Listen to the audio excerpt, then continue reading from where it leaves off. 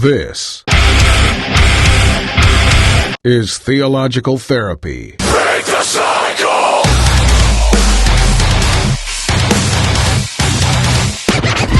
Maybe we should chug on over to Mamby-Pamby land. You can't handle the truth, you jackwagon! Here's my heart, Lord. Speak what is true. First of all, skeptics come in all shapes and sizes. There are some honest skeptics out there that have very good questions, and perhaps you're among them and you have not been given good answers from Christians. But there's the other kind of skeptic that is not honest. In fact, they're dogmatically having an open mind. I mean, the purpose to have an open mind is to one day shut it as it relates to an issue or an idea or question, right? So what could be more important than the issue of whether you think or believe God exists or not? So I'm just pleading for honest skepticism here, not to be consistently, habitually, dogmatically skeptical, because that's actually evidence of the most closed mind of all. All right? So let's get to it. Here are the four reasons, rational reasons to believe in God. The first is the cosmological reason. It says everything that begins to exist has a cause. The universe began to exist. Therefore, the universe has a cause which came from God, who did not have a beginning. So by the very definition of God, right, he is uncaused. In fact, Thomas Aquinas, the great Catholic theologian, he had a spin on this called the argument from motion. It went like this. He basically said things in motion could not have brought themselves into motion, but must be caused to move. That's pretty rational. There cannot be an infinite regression of movers. Therefore, there must be an unmoved mover, and this unmoved mover is God. For the iPhone, who was it? Steve Jobs, right? For the universe, it's God. Next is the teleological argument. Since the universe appears to be designed with a purpose due to the evidence of harmony, order, and design, there must be an intelligent and purposeful God who created it to function this way. That's a great argument. Scientists are always discovering the intricacies of harmony and order and design, and it only makes sense that if there's design, it comes from a designer. His name is God, right? Number three, the ontological argument. This comes from Anselm of Canterbury, which basically says this: man has an idea of an infinite and perfect being. Existence is a necessary part of perfection.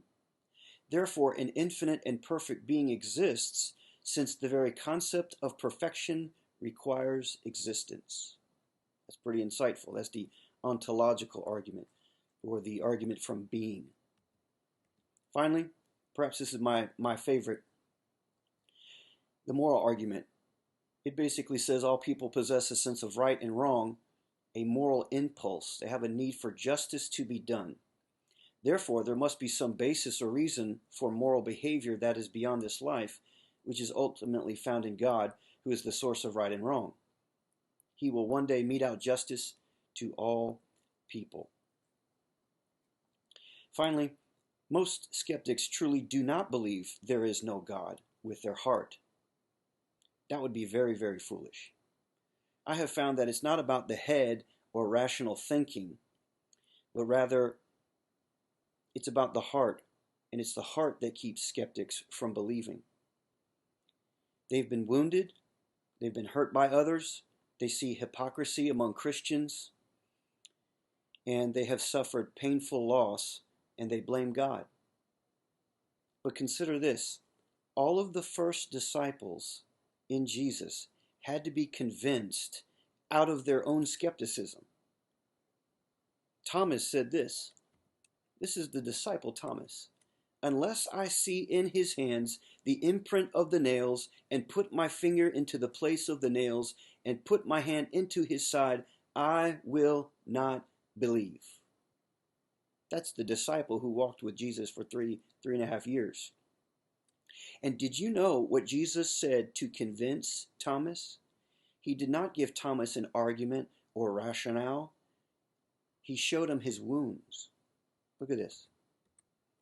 Then he said to Thomas, reach here with your finger and see my hands, and reach here your hand and put it into my side, and do not be unbelieving, but believing. Thomas answered and said to him, my Lord and my God. Jesus said to him, because you have seen me, have you believed? Blessed are they who did not see and yet believed. So in sum,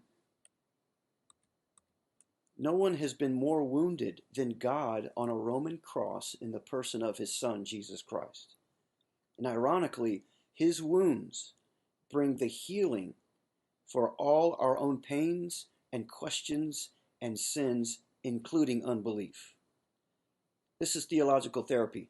Thanks for listening. Break the cycle!